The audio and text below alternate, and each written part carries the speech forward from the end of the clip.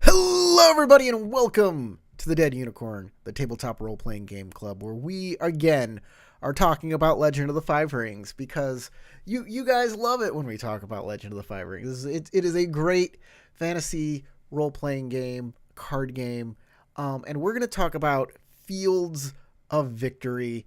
And I'm here with Tarek. Hello.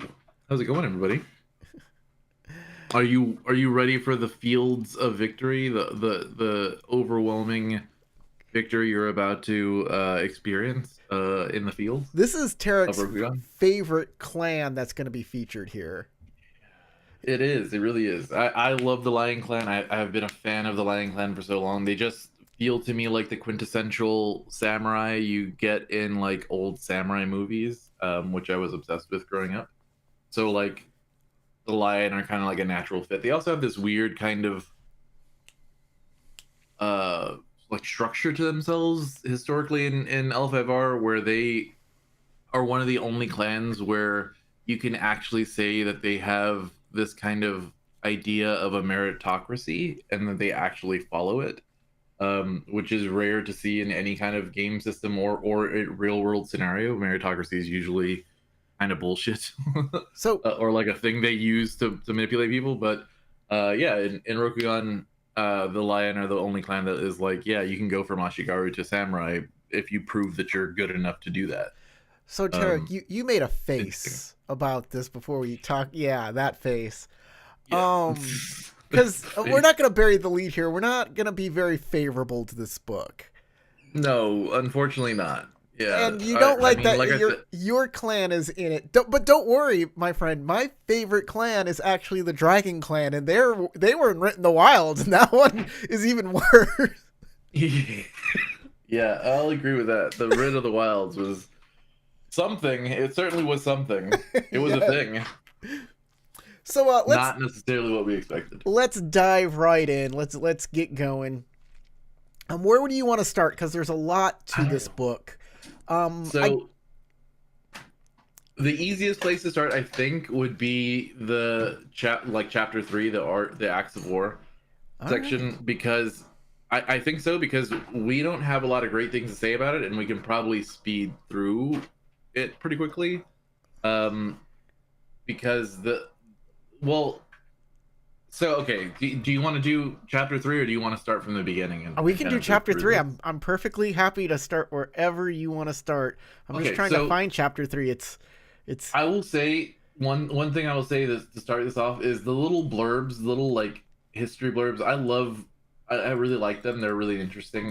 They're the shortest ones I think out of all of the books. They have just a little tiny like couple paragraph blurbs at the beginning of each chapter. uh-huh. But they're good. They give you a lot of good feel for the lion, and they're terse like a lion. So you know they're just short little bits of lore goodness.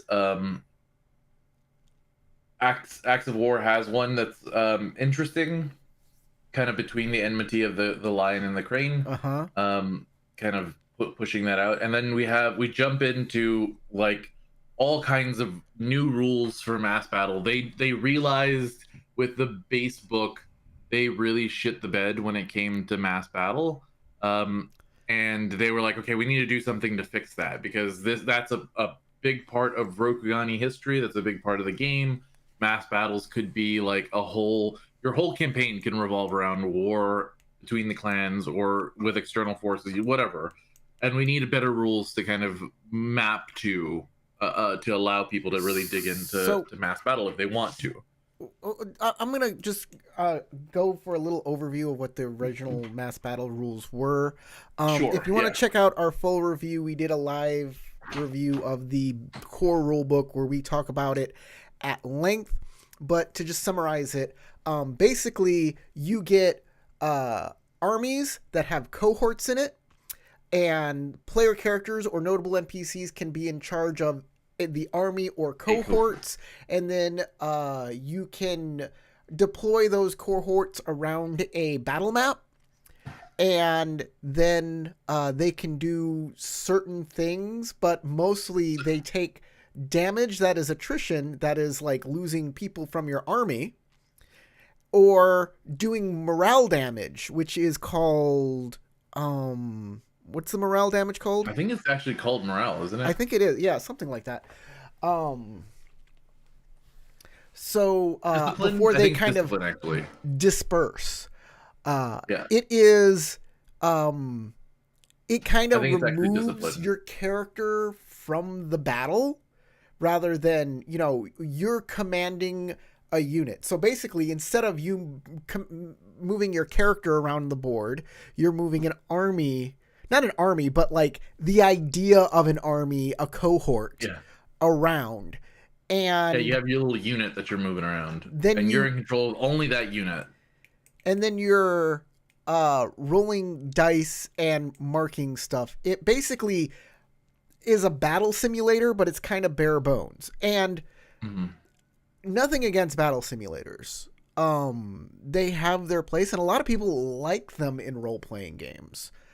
But and in fact, Dungeons and Dragons started out as a little battle Actual simulator. battle simulator. Yeah. But as role playing games got more savvy, they became less about battle simulation and more about, you know, character, drama, Mhm. story. Taking on a role. Yeah. Exactly. It's in role playing game, right? Role. And this feels like a huge step backward. It pulls your character away and replaces it with a battle simulator. Yeah. And these extended mass battle rules simply, what they do is add more to that. It's like, okay, now we get to define which area of the map have different terrain features. How to create your army, what comprises of your army, and how to get your little special ability for each What are the thing. types of units that each cohort can represent? What? Yeah. And mind you, How this expensive is it to organize them? What's the logistics of it? Yeah, they go into a lot of detail here. so if you want to do that number crunching where you're like, I need to know how much gold I need to make sure that this army is well fed, or what kind of training I need to do to prepare for this battle that's coming up, or all of these things that go into that. If you want to play Civilization or Total War Rokugan, this is There's it. some comprehensive rules for you here. Yeah. And that could be a lot of fun. Um, I don't see character growth in that, or like, you can make a story out of it. I'm not saying you can't, but um, it is gonna be a way different kind of game than, Yeah. you're not gonna be a Vox Machina. This is not, you watch, the, Avatar: The Yeah. Last Airbender and Vox Machina and all of that, right? And you're like, well, there are wars in that, yeah, but the PCs play a pivotal part. Not, they're not in charge of They're these not. battles. Mhm. They're playing that pivotal part in one part of that, usually hinging on just themselves, right? If you've And the unique opportunities they have to really influence the outcome of those events, right? exactly so And you can look at all kinds of other media like Star Wars. Look at Star Wars Clone Wars, and the little like how tight they usually focus around a squadron with the main characters going in and doing some kind of specific task that changes the outcome of a battle, or that reshapes how you perceive the engagements overall or the characters involved. There's a lot of story and drama that go into those, like manufacturing those moments. And I think this version of L5R kind of misses the mark on that idea, where you feel a lot less capable as an individual, which I get in a massive war engagement that's more realistic to the feel. Like there's not as much that one soldier can make the difference as far as like a unit or a battalion of soldiers can make the difference. That being said, we play role playing games to have those kind of dramatic, really impactful moments.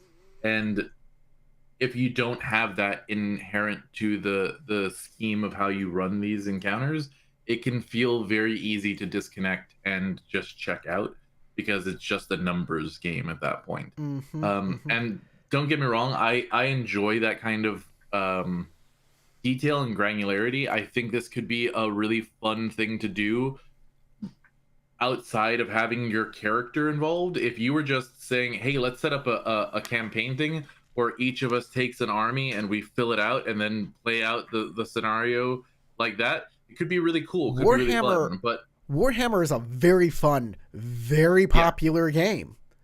And this could be a Rokugani Warhammer, right? Right. It could very much work like that. So But they're actually making a new miniature game, Clan War, that is coming out next year, I think. That would be fun. Like, if they made a good role-playing army battle simulator thing, or not battle simulator, but a good role-playing game type mass battle thing where your characters take center stage, right? And then had an alternate slate of rules that was the battle simulator for people who like that. I think none of these problems would we be having, because exactly. I or put a layer on top of this that abstracts away all of the management stuff so that your characters don't need to really worry about that unless you're the general. And then add a layer that lets you have those interpersonal moments that give you those heroic opportunities. Like, you see an opportunity to go and get the enemy flag, and you have to hold that flag for a certain number of turns in order to sway the battle onto your side, like boost the morale of all your troops. Or you see the enemy commander, an opportunity to go and strike at him and his, personal guard. Go take it as a skirmish action, there, and you break down to a skirmish scene. Those would be much more impactful moments than just the abstraction of, like, command your unit to go and attack. You deal 4 points of attrition to your enemy and take a hit to your discipline, like whatever, like that. That seems so far disconnected from what is actually happening on the ground. Also, like, the maintenance and creation of your army, like, that is just a spreadsheet that we're making. Our role-playing game is now a spreadsheet. And, like, when it comes to things like, you need upgraded armor, which costs 3,000 koku and has a rarity of 7 and blah, blah, blah, blah. None of that. Where are you getting the money from? These details are important, but not to the players, right?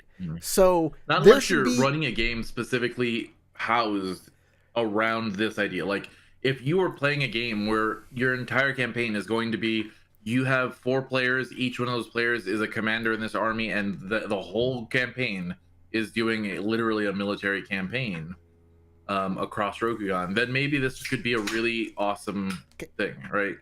But you have to go into it with that mindset. Can I finish my thought on the armor thing? Yeah, sorry, my apologies. Yeah. Instead of, like, saying, I just marked 3,000 koku and blah blah and the armor goes, instead that should just be a plot.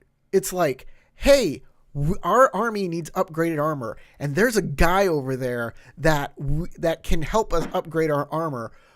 Go get that guy's support. And then you have a plot where your players can go do something to change the outcome of a battle. Yeah. And I mean, I would never use these rules. Yeah. I would never. But that said, young me, like me from 20 years ago, he would be all about this. Yeah. I mean, this is a different strokes for different folks kind of person. Hold on, my phone is ringing and everybody can hear it. This is a different strokes for different folks kind of thing, I think. Yeah, if this is what you're into, you're going to get really into it. The fact that they have, like, here's what happens if you capture hostages from the enemy army. Yeah. Here's what happens to, like, here are the different zones of battle that you can go through and the terrain effects. Here's how you can manipulate the battlefield ahead of the battle. Here's how you can train your units. Like, if you are the kind of person who really gets down on these battle simulation kind of games and rule sets, this is going to be right up your alley. But for the kind of people who usually come to a role-playing game, you're going to have to change your perspective if it's your first time dealing with a battle simulator like this at all, it's going to be really rough to get through because there's so much here. I do want to give a bit of praise though. They added new terrain types, and these terrain types are not just useful in mass battle, but in skirmishes, which are regular encounter battles. Mm-hmm. And I like using them. I like confined. I like opened. I like elevated. I like them all. Yeah. I like the new terrain types. Okay. I agree. The terrain types are good. I also like a lot of the like information they give you. There's another like portion of the chapter that gets into like what are the reasons behind war and how do you run a war themed campaign. Yes. All of that stuff was actually really good in explaining to a GM who's maybe new to this kind of stuff what the reasoning you might want to have this in your game is and how to integrate it. And that is really good to have. The one thing I'd like to talk about is the new titles. They added a bunch more titles in this the end, which is good. I think having more titles is great. A lot of these are very lion specific though. And then they also added a ton of new opportunities, which again, the same thing we say every time about opportunities. How do you keep track of all of this is a nightmare. Death Seeker, I love Death Seekers. Yeah. I like that they have like Master Saboteur sounds great, Poet of War, all of these titles are really good, and most of them are open to everyone. Yeah. That it's true. Yeah, they're just what I mean by that is they're lion themed. These almost all of them can be pulled directly from a source in the Lion Clan. Like the Death Seekers were a lion thing, Sword Saints were a lion thing, Lion Pride is a lion thing. Yes. Some of them are also just like general, like Master Saboteur, Quartermaster, Renowned Warrior. Those are all easily like anyone can take that. War College Graduate, you could probably argue, is also something anyone can take. Though it does talk about a code of War College. Anyone can take any of these titles. They're just great way to expand into like if you're playing that kind of more Bushi character who's more martially aligned, you have a lot more options now in terms of like titles that'll fit you. After that, do you want to jump to? We can jump to the lion specific stuff in chapter 1 if you want. So let's go talk about the Lion Clan. The chapter 1 goes into a lot of details about one, like what armies look like. Right, they give you kind of an understanding of what the Japanese or like this Rokugani equivalent of like hierarchies inside of like a war camp or like an army.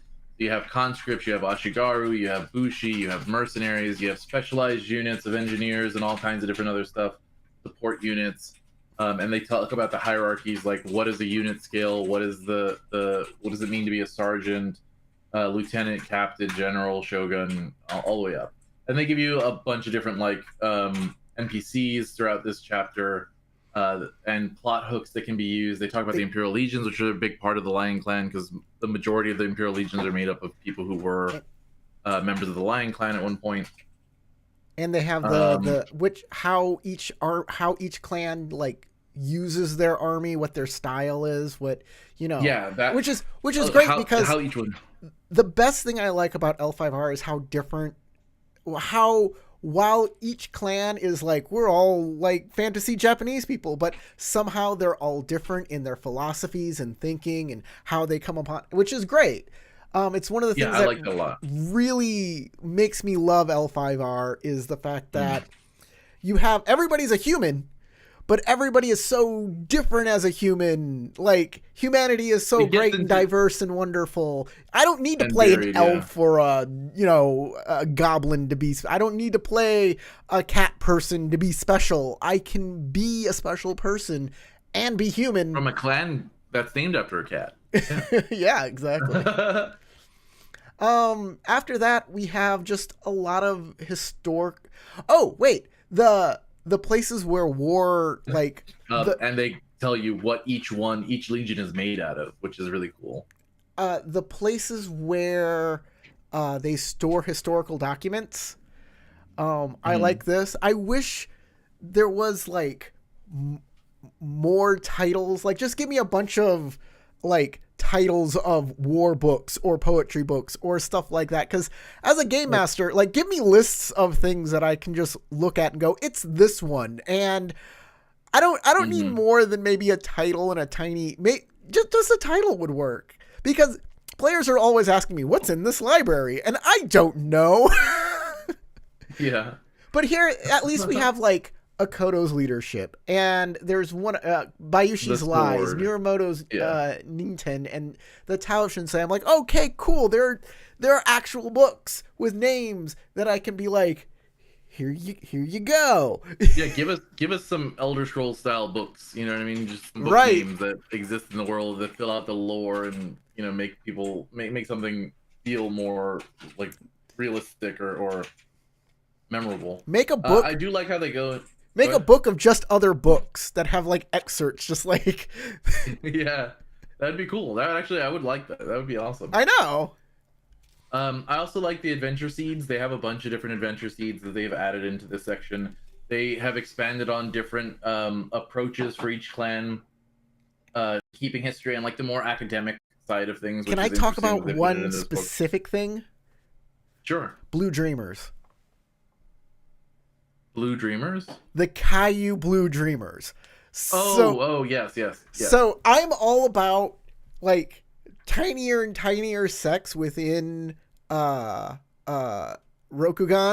I think like different schools should have different cliques and sororities and all that's why I made the Pink Cranes. I thought the Pink Cranes were just like they were just Nice like, sorority. oh, I'm not just from this clan that is hoity-toity. I'm not just from this school which is prestigious, but I am part of a prestigious clique within that school that excludes other people as well. I was like, that is such a Crane thing to do, right?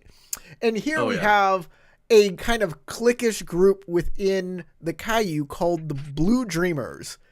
And they're like any college kid, they like to experiment with mind-altering Substances, yeah. substances. That's right. And then write down a bunch of stuff that only the Caillou can see, because everybody else will be like, these people are fucking nuts. Give me more of that Rokugani Adderall. I need it. Yeah. I have a term paper due.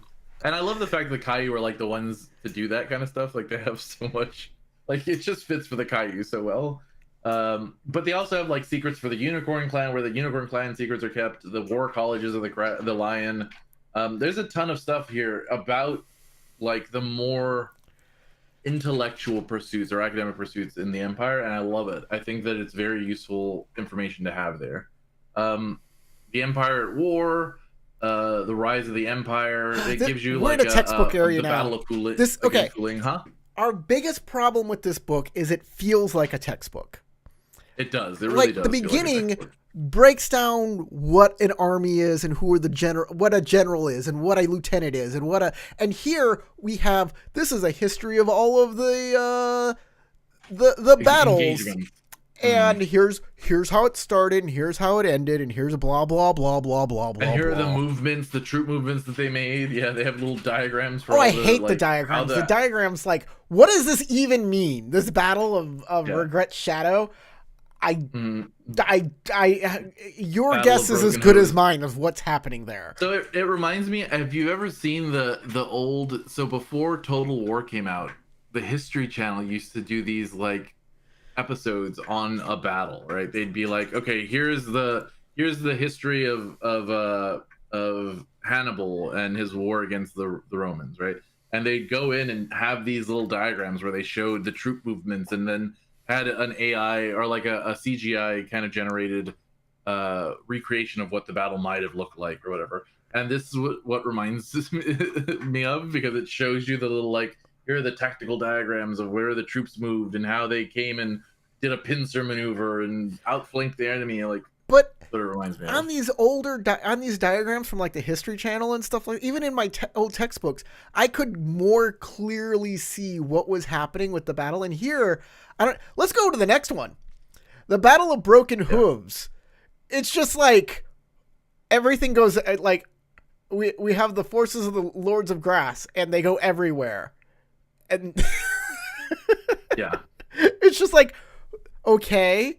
I guess they won because they surrounded them, but that's not what happened. Like there, there were emplaced wicker Yeah. shields, and that's what won the And battle. that helps us understand. And Yeah. and look, they have an arrow coming from the rice paddies, and it says in the lore that they couldn't come from the rice paddies. That was why they put themselves in that field. hmm Uh, Exactly. no, you're Yeah, it's strange. It's not as I feel like they felt like they nailed it with this part, but it's not as impactful as it's not. you'd It's not. want. They're pretty. It really they're pretty. They have a lot of history here, and the history is nice if you wanted to run like again. If you're looking to run a game where military engagements and the history, if you're really wanting to play that like Lion Clan, everybody's a Lion member of the Lion Clan. Each one is a specialty of the Lion forces, and you're doing this war campaign. This is interesting stuff for the characters and the GM to like be able to discuss and have lore for, because it's stuff that you can integrate into your like role play. But it does read like a textbook, like a really military history textbook. So The one thing that was really interesting was the wars against the Uchiban section. I thought that was you really thought fascinating, actually. you like that one? Yeah, because it goes into a lot of the history of Uchiban, though I feel like that's a foreshadowing for their Adventures in Rokugan version of the Tomb of Ichiban. Yeah. So like that might have been they knew they were heading to that direction and they wanted to kind of preface it. So my Um, favorite was the Battle of Grim Resolve, and I was like, oh really? why is this part of history and not an adventure that we can actually run for our player characters? It's about a Yeah. clan called the Bear Clan who apparently didn't pay their taxes, and the emperor wanted to punish them by like destroying them. But instead of saying, "Hey, they didn't pay their taxes and I have to use the Imperial Legion to go get my taxes back," they made up this bullshit about them being blood Mahasuke. magic, yeah, blood magic people, Yeah. Mahosukai, and gave their friends in the Lion Clan the ability to go kill them instead of the Yeah, just go Imperial murder Legions. them. Yeah. It's like, you guys get to get rid of them because they're Maho, so, and then you get to look really cool and awesome as you destroy this minor clan. It reminds me a little bit of the history of the Snake Clan, the Chuda family, Mm-hmm. and how they became Mehosukai, like some of the first major like cells of Mehosukai around the Empire, and the Phoenix went and like exterminated them. But it has a different feel because it's completely made up. Wouldn't this be a really great like adventure or adventure path for a game where you start out with maybe a bandit stealing some taxes or something, and then you find out that there's this huge conspiracy against this minor clan in order to wipe it out, starting with, you know, bandits being paid off by the lion to make these guys look like they're not paying their taxes. And then we go to an imperial court where you have to figure out a way to defend the minor clan. And then there's these blood speaker allegations, and you have to go to the bear clan and try and find out who the blood speakers are and what's going on. And, you know, all of that from top down feels like the PCs could be involved in this. Yeah. So like I get the idea that they're trying to make it so that the PCs can, like, if you want to, you can use this as like a primer to run this as a game yourself. But it's not much information to go off of. There could be more information provided that would make this easier to integrate as a kind of campaign, if you want to run it. But I like that one. I also like the Battles of Great Famine because it's another one of those Yeah. that feels like what are they called now? The Perfect Land Sect, right? It kind of Yes. sets up for the Perfect Land Sect. It also sets up for like the idea, like they said in another book, that we're dealing with imperialism and the idea of peasantry being forced into a position where they're providing a lot of the labor that the samurai kind of you know are rewarded from. So I'd like And to. so it's an interesting kind of plot as well to like set up for maybe a Kolot campaign where you're dealing with people who are trying to convert the peasants and do an uprising and stuff like that. That'd be interesting. I'd like to take a moment and talk about, because some people are going to be like, hey, you can just make your role playing game during this time or that time or whatever time period you want, instead of like, why is this here and not like an adventure that we can play now? The thing is when you start saying my game is set at a different time period, you start limiting yourself in what your players can do. Because if you do stuff in the current time era, you get all of the clans, all of the schools, all of the families, everything. If you start going backwards in time, now we're guessing on what exists and what doesn't. And some of the things we know that don't exist, like now you cannot play a unicorn clan at all. It's gone. Yeah, they don't exist here. Or the Scorpion clan have been exiled. Or does this school exist during this time period? Can you play this? Now we're making judgment calls on what schools exist, what places exist, and it's limiting. And could there be things that existed back then that don't exist now? We don't know. So, like, it seems like a lot of work, a lot more work, and a little bit of frustration on the side of players who may have their heart set on a specific character type that they saw to do a game that's set in the past. Yeah, I agree. It can make it harder to, like, there's so many options that it can make it harder to settle on one that is right for your game. And there is the freedom to like just say fuck it, like kind of like you did with Shadow Empire, and say I'm going to make it my own time frame, and that ephemeral time frame, all of these things exist, which is an easy way to put it. There is something to be said about people, like I get why people would want to be like, no, this is something I want specific, and I want to be able to engineer this to be the way that I really envision it in my head. But really, like, try to do what fits best for you and your table. And if you want parts of the lore to be there, add them in. Like, just feel empowered to do that. If you want to make it an earlier time frame, but the unicorn are there early, or they never left, or whatever, just do it. Who cares? Like, make it your own timeline, and use it the way you want. Use it the way you want. Exactly. Use it the way that's going to make the most sense for you guys, you and your table, and the most fun for you as well.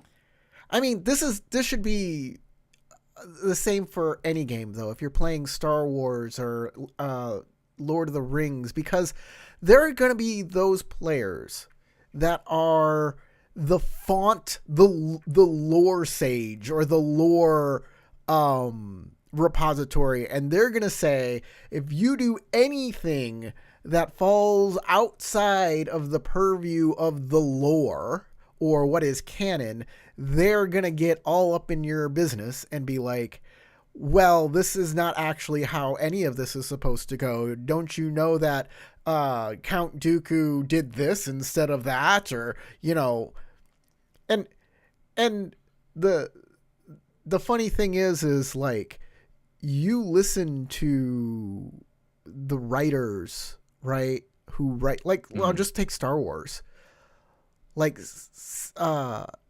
they wanted a scene where Padme meets Anakin's mom for the first time, and the guy who plays the voice of Darth Maul, Sam, his name's Sam, was like, hey, they already met in the movie, and they're like, oh yeah, they did meet, didn't they? Like, they don't know their own freaking, the people who write this stuff don't remember their own freaking stuff. Are struggling to keep things together, yeah. So, like, try not to sweat it.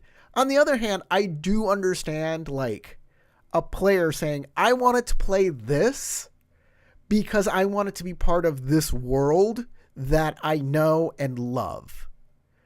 and you changing these things make it not that thing for me.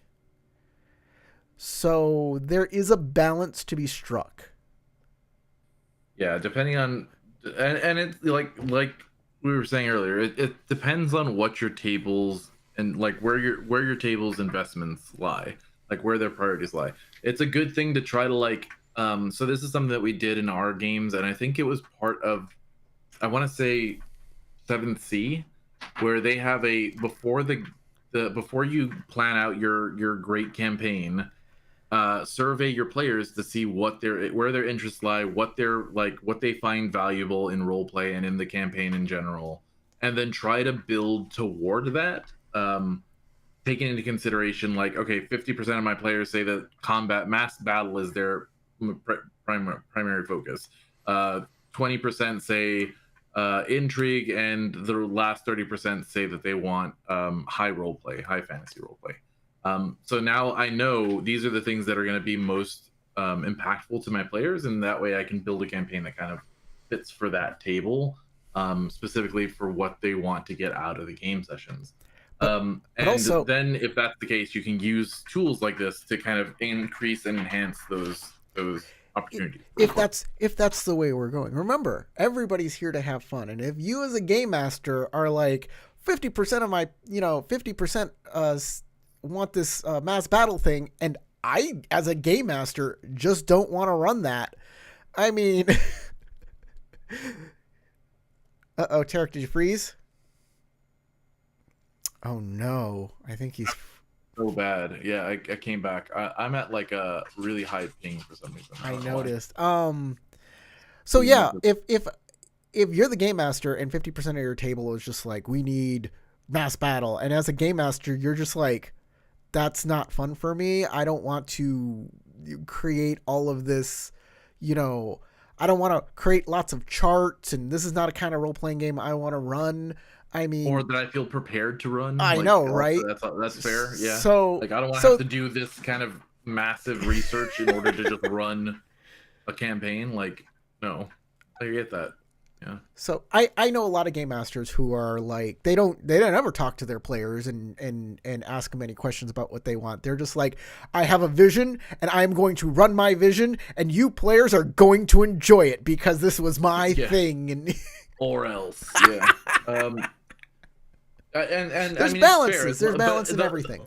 yeah, ultimately, it's just how are you guys gonna have fun at the table? That's the whole point of role playing games in general. You want to make sure that it's a It, welcoming and fun environment. it's For never everybody. bad to pull your players and see what they want to get out of that game.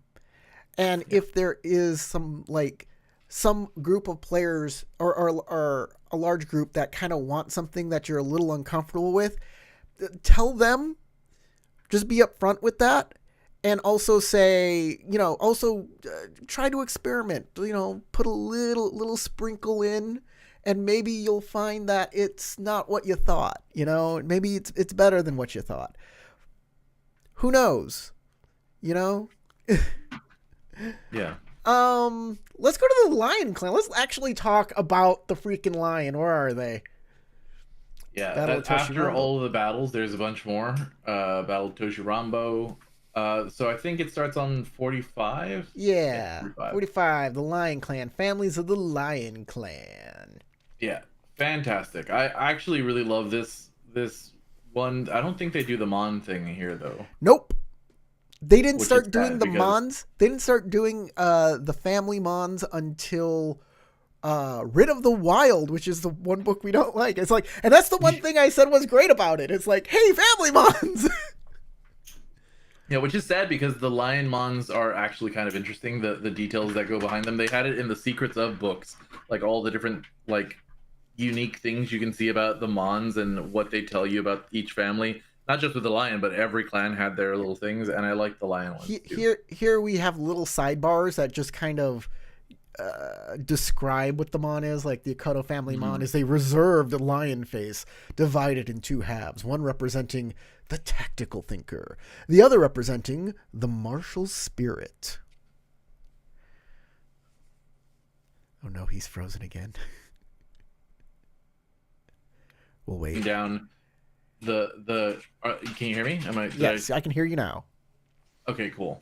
Yeah, I was just saying I like this section a lot. I think it breaks down the clan pretty well into like here are the regions, here's what they kind of focus on, here are the people. Um, I like the imperialism in retrospect section, like I was saying before. This whole section about how imperialism can be dealt with in Rokugan and how it affects Rokugan. Um, they talk about a lot of the castles and like areas of the Lion Clan, which also, again, to me, they feel very traditional Japanese in essence. Like it pulls on those quintessential ideas of uh, like the Sengoku Jidai era, or even prior to that, the kind of like more peaceful eras of Japanese history. For some reason, it just very flavorful to me.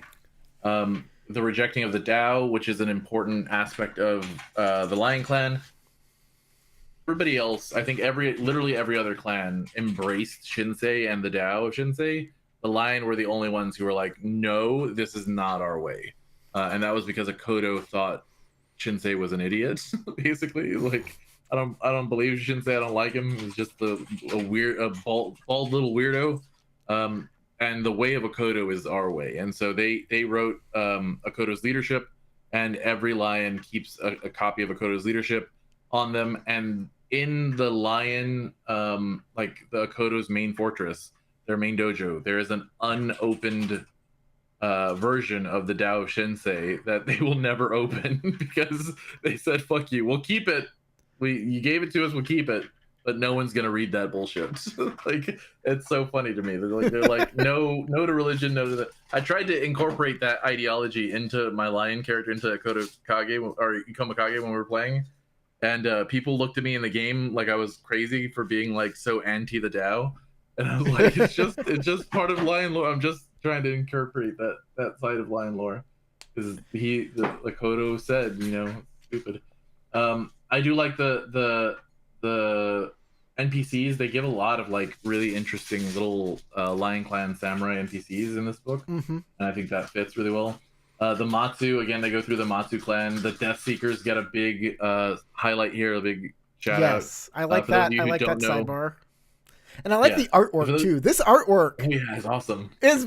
it slaps. It's really Yeah, good. I just want to say with the, I think the cover on this one is way too cluttered and way too like yeah, it's a lot. I mean, it does kind of point to the centralized like general pointing her fan, but otherwise it's there's a a lot going on in the background. yeah, Yeah, there's it yeah. draws the eye everywhere kind It's of. the chaos of battle, right? Is that I what think they? that's I what don't they know were if that's what they're going going for. after. Yeah, Yeah, they were going for that, and it does feel that way.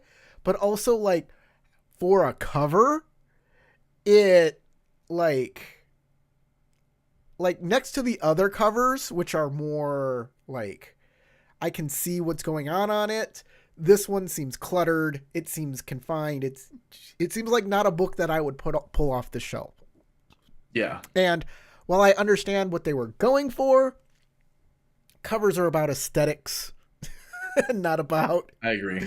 Yeah. the metaphor. Um, I love the Death Seekers. By the way, they're awesome. I've played Death Seekers in the past. They are basically whenever you've become so dishonored in your clan, but they don't want to give you the opportunity to commit seppuku to like restore your honor. They will put you into the Death Seeker Legion, and you will go and die fighting in battle. And you are given like the least amount of equipment, basically just what you need to kind of perform your duties. Most of the time, you're not even wearing armor, and you just go berserk on the battlefield, try to take as many people out with you So before you go. this is playing a Death Seeker. I think is a tightrope walk when you're dealing with players because these are characters who are made to die. You're supposed to like if there's a point in time where everybody's having everybody is not having everybody is having a tough time with their adversary, the Death Speaker might do something to like save everybody, which is great, but also like you're going to lose that character. Yeah, for And sure. it's a character that is made to die. So one, people need to accept that. Well, yeah, But two, like as a game master, trying to put a story around that is a little difficult can because be challenging. you want to make the player's death matter. You want other players to attach themselves to the Death Seeker, and when their death hits, you want them to have an emotional response to that. You want it to be impactful, yeah. But the player is going to take every opportunity to throw themselves into the worst situation possible and get a death. You know, it it's a very hard tightrope to walk. I don't know if I would allow a Death Seeker unless it was a player that I trusted. Yeah, exactly. It's a tough line to walk. It's also a completely different mindset than most players will want to embrace. So it's not something to be thrown around lightly. I think organically in the course of a campaign, if somebody were to like do something, make a faux pas, or feel that kind of moment where they have to do something in protest or what have you that breaks their honor or breaks the trust that their clan has in them, then putting them in the position of a Death Seeker through the course of the campaign can be kind of an interesting experience to I go think through. so too. Mainly, and this is the biggest thing is like while they're trying to downplay seppuku, right? Which Yeah. I think is a mistake. I think it's a very good part of the game. I just don't think it's right for players, for player Yeah. characters. Don't ever order a player character to commit seppuku. That's Yeah. stupid. Seppuku is supposed to be for NPCs and plot hooks and plot devices. Yeah. And if a player does something really terrible that may make them would normally give you a seppuku, Death Seeker is a great alternative. It's a super good alternative. I Like agree. I also think, just to add on to what you were saying about seppuku, I think that imposing seppuku upon a player is probably a bad idea, but allowing a player to utilize the idea of seppuku and the protestation like embodies as a plot hook to further their character, especially if they understand what they're doing. Um, if they want to take that as an opportunity to do so, um, maybe like embrace that and allow that to have an effect on the world there's after a you do so. there's a scene, there's a part of Shogun that was not in this last version that was in 2024, that was it's in the book, and it's in the old version from the 1980s, where Blackthorn doesn't like what Toranaga is doing. And he's like, I'm going to do something, and if you tell me no, I'm going to kill myself because I can't live with this. I can't live without doing this thing. And right in front of him, tries to kill himself. And Omi's there, and Omi jumps in and grabs his hand before he can stab himself in the gut, and they struggle for a while, and they fall over, and he takes the knife away from him, and Toranaga's like, fine, do the thing you're going to do, because I don't want you to die, so I guess I'm going to have to let you do the thing. And it's kind of a turning point where a lot of the characters, like, now have this different idea of who Blackthorn is as a character. So it was a really cool scene, and I'm so like, I wish it was in this 2024 version, and I don't know why it wasn't. it sets a whole different tone, right? Yeah. And it changes how everybody perceives each other. So like, it's a powerful literary device to use, and if your player, like, again, this shouldn't be something that somebody just throws around just because, like, oh, I'm sick of my character, so I'm just gonna kill myself, kind of moment. But in those really tense moments where the character is like, no, this is something I want to do, if you're not willing to allow that to happen, or maybe that you can't allow the protestation to have as much of a dramatic impact as maybe would be warranted for that level of like commitment, Deathseeker is a really good way to go about allowing them to do something. And don't forget, in the world lore, there is precedent for a Deathseeker who tried his best to kill himself over years and years and years, and managed to survive all of that. And Yeah. what happens if a Deathseeker is just too effective to die is also another interesting kind of plot device. Considering in older editions you had to take the Deathseeker school, which it was designed to like expedite the process of you killing yourself. But you don't have that in this edition, so you could still be quite effective as a character. I like as a Deathseeker as a and still title. get through. I like Deathseeker as a title rather than a school. It makes more sense. I like that too. Yeah. That said, remember you can also make a character Ronin. But what's good about Deathseeker is that they keep their clan affiliation, they keep their family, and they keep their school. So it doesn't change who the character is or where they can how they'll progress going forward. All it does is like they'll get access to a new title, really. Yeah, and story, and of course. A stigma, a social stigma. All right, let's keep going. Expect you to go. Matsu. So the Akoma. Oh my gosh, yeah, I love this section on the Akoma family. The Akoma rumors. Each clan has a little rumor section about what people the rumors that people have about them. It's interesting. I really like that kind of touch. I like the different places. Like in the previous one, there was Humility's Lesson, which is a really interesting place in the Lion Clan lore. In here, the Lion Lands, they talk about, in the Lands of the Akoma, section, they also talk about the Lion Shadow. I know you love which them. is a school that's really interesting. It's one of my favorite schools in all of L5R. The idea that these Akoma who basically sacrifice everything, all of their honor, then knowing that they are an honorable person, they sacrifice all of that just to make sure that everything goes well in the Lion Clan. And now we're to the Kitsu. Or the Kits. Which is a really fascinating story behind it as well. It's just, they're one of my favorite families in all of Rokugan.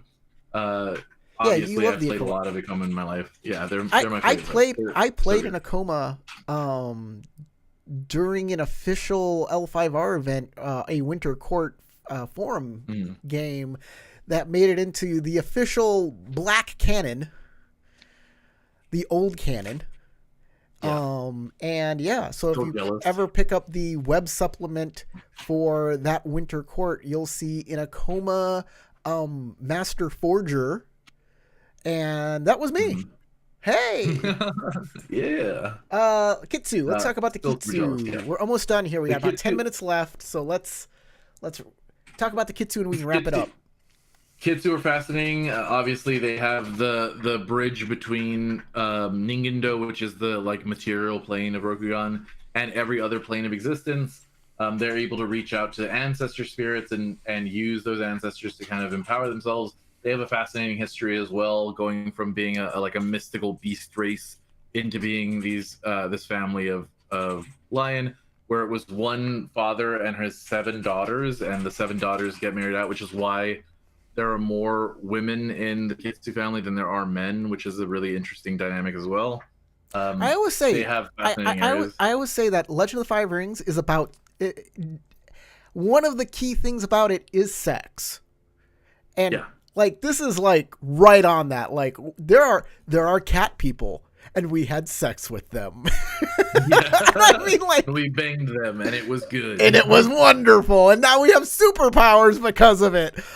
Now we get to travel the planes. I hope, and this is something I'm very afraid of, that in future editions or how the game will be portrayed going forward, is they're going to start stripping the sex out of it. Yeah, and I would be very upset about that. It has a place. It has a place in every role-playing game. Sex, romance, all that kind of stuff has a very deep place, and especially in a game like this, like L5R, based in Japanese history. Why not have a focus on the sexuality, the repressive sexuality, the liberated sexuality, the kind of queer openness to queer and gay love affairs and all this stuff. There's a fascinating depth to go along with it, especially in the more courtly aspects of Rokugan. I love it. I think it has a great place in the world at large. We started the new Red Canon. The very first story was about the clan champion, a woman, having an affair with the Scorpion clan seductress, another woman.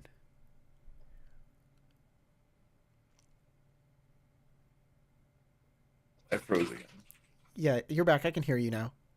Okay, cool. Yeah, I froze again. I don't know why. I was didn't just even talking have about how my there thing was a right. lesbian relationship that started off the new Yeah, Red Canon.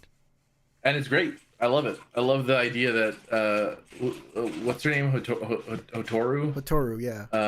Yeah, Hotoru and Kachiko. Baichi Kachiko. Yeah, Kachiko. uh, Kachiko is she's a sexy lady. What can I say? I don't Yeah. blame her. And I, Um, I kind of wish there was, like, I hope when the Scorpion book comes out, because apparently they're going to make all of the books. My yeah, my protests be damned. They will make all of the books. we'll Uh, get through them. and I hope the Scorpion book is a book about sex. That would be great. Yeah, yeah. Sex and cooking would be great. Sex The and Scorpion cooking. I recipe is love a it. great cook. Two Yeah. great tastes that taste great together. Yeah, exactly. We have the Badger Clan. Let's go to chapter 2. Oh yeah, we got to talk about the They Badgers. they introduced the Badger Clan. The Badger Clan is great. Bunch of basically sumo wrestlers as a clan. There's They're not much fantastic. here. I gotta say, it's just like, hey, they are rough and tumble, rude, crude guys with attitude that like to wrestle, And and have silkworm farms. I like the fact that they added in that they like make stuff, and there's like 2 schools for them Mhm. in the rules. They made 2 schools, and that's wonderful. One is the wrestler school, and the other is like the ironsmith school, and that was cool. Yeah, Otherwise, like, there's not much here. sure. Yeah. They're fine. Badger, yeah. I like the schools. The new techniques, the new schools are really great. The Daidoji Harrier is fucking amazing. Yeah. Um, There's 2 the lion schools too: a Kodo soldier and Matsu kitty cat person. Beastmaster. Yeah. Messenger school. Oh no, it's the EA Messenger School. Yeah, that's it. That's it. They have the Tensai, which are like the elemental specialists in the Asawa family, where you kind of focus on a specific school of magic, or like a specific elemental magic. The Matsu Beastmasters are fun. Having a cat pet, probably one of the coolest things you can do in the game. The Yogo Penitent Order is actually kind of fascinating, in my opinion. Gives more life to the Yogo curse kind of thing. I think the advantages and disadvantages are good. I like Guiding Ancestor. It's a really interesting advantage to take, Mhm. especially if you have like like I feel like if you have a character who's kind of new.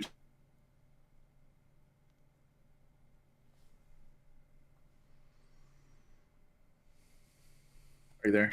Yeah. I don't know if you can hear me. Oh, did I cut out? Yeah, you cut out for a little bit. So Guiding Ancestor is a great advantage for like if you're a new player. This feels like a reprint of the common sense advantage that used to exist, where you Mhm. can like feed information to your player to kind of keep them on track. It's pretty good. A traditional adherent is interesting. Ancestry and glorious deeds being passions, I think, are fitting. Blood feud, I like a Blood lot. I wish feud, that man. Blood feud is it's back. one of the best. Yeah, Blood feud is back. I hate you with a fiery passion. And then alternate scarring. I like the idea of scars and disadvantages that come from being injured in specific rings. They These go are into great more rules detail here. here. These Yeah, I are love these are this. wonderful. I like this. I mean, you don't have to use these, but Yeah, no. like fleshing this out a little, like I dig. I Yeah. dig it a lot. What happens if you get a major wound in your void ring? Well, then you have a brain injury. That's what happens. like that's great. I like it. The braggart and belligerent, I think, are great if you want to play a drunken samurai. That's fantastic. The new samurai heritage is basically very lion focused, which every book has their own that are very clan specific focused. I like these; they're really interesting. The new weapons, I think, are good. Yep, they all have their little I special don't have any abilities problem. too, which is great. Yeah. I wish the weapons in the freaking main book, they updated those and just gave them special abilities like they do for everything else in every other Mhm. books. Like, why not? I also Especially, think that the extra arrows are also really cool I too. was about to say, in the original, like, old editions of L5R, they had specialized arrowheads too, and I'm glad they're bringing them Hmm. back. I like the armor piercing and the humming bolt, Yes, and we have like six of them now, six different yeah, arrow 6 types different because you have arrowheads. humming bulbs, flesh cutters, you have arrow rope cutters, you have the steel tip arrows, you have the jade inlaid arrows, and the So obsidian arrows that keep break apart and keep those really mess coming. you up. Give me more Yeah, I arrowhead love that. options. Personal effects. There's a lot of battle style equipment that they've added, focused on what happens in mass battles. They also have the battlefield medical kit, which has come in handy in our actual live play campaign a couple times. It's very useful. Items with effects are great. Not just they're Yep. not just for like look anymore. I think more items should have some kind of effect on them as well, just like we've been talking about with weapons. Give items some special effects that give you bonuses to like your command checks or Give your give us intimidation with reasons your to memento have or these something. things, right? Exactly. Besides just being like, oh, this is a cool thing to have. Blessed treasures. They have more Nemorani. They haven't done a lot of Nemorani, but They I like the haven't. fact they're adding more and more. They haven't. I think that was I a think there's part like of the old only lore. 3 of the books have Nimrani in them, Blessed Yeah, Treasures, but and they should be more. You don't obviously you don't want to just hand these out like candy to your players, but having them makes the world feel more like vibrant. And who knows, when you I get up to higher levels of play, why not have I wish there were Nemorani? lesser treasures, cuz all of I these, agree. every one of these blessed treasures that I see have some sort of um like Mm-hmm. lore intensive thing about them, like they're really Mm-hmm. important. And why would your character even have, like, why would your Be character allowed have close the to it. claws Yeah. of the kitsu? What's, wouldn't Yeah. the clan champion have that or something like that? Like, Yeah. Or the five Akoto daggers. Yeah. w- what we want is like, don't leave these out, because like maybe we want a campaign where the player picks up these things, and it is like the new person who has these. But Is able to save it from some kind of thing and yeah, gets but we also yeah. want like lesser treasures that are like, what is the equivalent of a +1 sword in this game? You know what I mean? Exactly. And yeah, like the item patterns and like crafted items, I think you could make an argument that those are kind of like basic Nemerai, but make that more like more realistic. Like bring that into the game and let people have those kind of items more often. I also like the leadership scroll. I think it's awesome that you can make a tactics check as a social skill check because it fits for the lion, like their kind of rigid logical thinking. Oh yeah, yeah, yeah. Um, they have a bunch of new like the I think this is the most item patterns that we've gotten in any It book is. so far. And then they have some interesting techniques that they've added. I think the rituals are more interesting than the kata. Kata are mostly like hand to hand kata, close combat kata. But the beseeching of each kami is really fascinating. I liked a lot of these rituals. Um, Imbue Thunder, Shuji. I think the Shuji are pretty good here. They're really interesting. They're effective. I don't think any of them are particularly bad. They're all pretty useful for in one way or another. A lot of them have to deal with how you lead people in battle, which is useful as far as if you're looking for a way to make mass battle techniques. I think they fit as Shuji because they're more socially focused as a command or leadership kind of representation. And that's what most of the Shuji here do. They have an effect kind of out of battle and then an effect in battle, a lot of them, Yes. and they're good. They have new ninjutsu, which are less, I'd say, less evil or less like sneaky ninja style and more like I'm blowing up buildings because I'm a Daidoji Harrier or like I'm doing scouting maneuvers.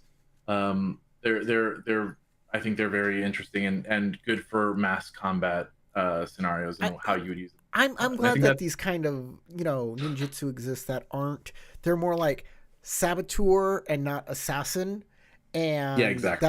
that's totally needed. It's 100% Yeah, I needed. agree. And that's basically the book. That's it. Yeah. Yeah. Uh, Again, it's kind of a wordy tome to get through. It can be tough at times. But let's go ahead and rate it. We had a tough time. No, before we rate it, we have to say what our favorite thing about the book Oh is. yeah, favorite things. True, true, true. Well, go ahead. You let's have you start out. What's your favorite thing about the book? My favorite thing. Well, I like the alternative scars advantage disadvantage. I love that. I think it's Yeah, that's fun. actually really cool. It's just fun. It's fun stuff. What? I will say I really like um so one thing that I really like about this book is the schools. I also Yes. really like the like depth of lore that they give to this book. There's a ton of information, ton of lore information. The items are really good. I think the best part of this book is the new rules that they've incorporated in chapter two. Probably my favorite thing about the book is that chapter two, like the new rule sets, the new like schools, the new items, the new techniques. They're Mm-hmm. all wonderful. The I chapter would two say is I really like. the chapter Go two is ahead. like the chapter two is the best part of this book. Chapter one is a boring slog, and chapter three is stuff that I'm never going to use. Is how to set up a spreadsheet. Yeah. Yeah. For battle simulators. I like the battle stuff. I just don't think that it's practical to be used in a normal L5R campaign. It's something that's going to be used in very specific circumstances, and that's it. Yeah. Um, okay, Okay, so let's rate let's this. go ahead and rate it. Yeah. Okay. I think for me, it's narrators need this, not Yeah. necessarily players. I mean, players will want the techniques and stuff, but I mean, Yeah. But if the whatever GM they can has it, have, they they can can get the kind of hand it out. PDF and like. Yeah. But a narrator might want a hard copy, especially if you're like, You're I'm gonna gonna be do a war campaign. You'll want a hard copy of this to leave on the neck on on your your table table. Yeah. so that you So can cross-reference everything all the time. Yeah, I agree. It's a narrators narrator on the on the shelf, physical on the shelf. copy. Yeah. That's I Yep. think that's where we need to put that. Hmm. Um, Player yeah, doesn't really need the book except for the techniques and stuff, and you can borrow it from your GM if the GM has it or just have it like buy the PDF, as a which PDF. is Yeah, like pick up the far PDF. cheaper, and Hmm. look it up on your computer, and because really you're only going to use those when you're like spending experience points or building your character for the first time. Yeah, um, other than that, I think that's it. yeah. Um, I think we're good. yeah. Thank you for everybody who watched this as a recorded stream. We didn't get that many viewers, but thank you for the ones that came on by. And hopefully you'll watch this as a recorded stream. I know a lot of people are watching these book reviews now as a recorded because there's a lot of great. I mean, I think we break down these books pretty well. Yeah. Next week, what do you want to do next week, Tarek? Do you want to go back to another book, or do you want to start doing our rules development We stuff? can we can do our L5R rules development next week, and then 2 weeks. Do you want to do some NPCs? Yeah, yeah. Let's talk Okay. about how we can improve this L5R game for the next edition. Hopefully the oh he's frozen again. Oh, I froze. Yep. Let's talk about Let's how talk to make about NPCs better next how week. we can make this game better for the next edition. Hopefully the people who make this game watch us and will take our ideas and shove it in there. Incorporate it, make them better. Take Otherwise, our ideas and discuss it on your own. do Yeah. you want to do a full game review of a game me and you have played in the Sure. future here, Yeah. like in 2 weeks, instead of doing another L5R book? Let's do one of our like me and Howard. We did the old Star Wars game. Yeah. Um, Let me look at my RPG book. do you want to do 7C second edition? Because I know me and you both played that, but I don't know how familiar. Because you only were in that one game. Were you in that one game? I was only in the one game. Yeah. Yeah. I've played a couple. I played one online on Mythweavers a long time ago as well, campaign in it. But I've only done the one in-person campaign. But I think I have 7th C second edition, so we can if you want. Yeah. All right. In 2 weeks, we'll do 7th C second edition. Yeah, I have it. I do. Player guide. Do you want to do the? We're doing the player's guide, right? There's only one book. There's the core rulebook. Yeah. There's no players, and they didn't split the books up. It's core rulebook and then all of the supplements. Really, my PDF is called the player's guide. Does it what? Yeah, it's 307 pages. Called second edition player's guide. This is the book. Yeah, that's the book. The one I got. Oh, this is the core rulebook. It says core rulebook right there. On the spine. On the spine. Yeah, well, on my PDF, that's what it's called. When I downloaded my PDF, that's what it's called. It's called the Player's Guide, and it's how many pages? Yes, 307. That's what this is. It's 300. Yeah, it's the same book. I don't know why it's the Same Player's book. Guide. I don't know why the download from their website was called the Player's Handbook or Player's Guide. So join us next week for more Legend of the Five Rings on our live stream, and then in 2 weeks for its sister game, 7C second edition, which is so different from the first edition. It's like night and day. Oh yeah, wildly different, but it's good for different reasons. Until then, go have fun in your own games, please. Go roll some dice. We'll see you next time.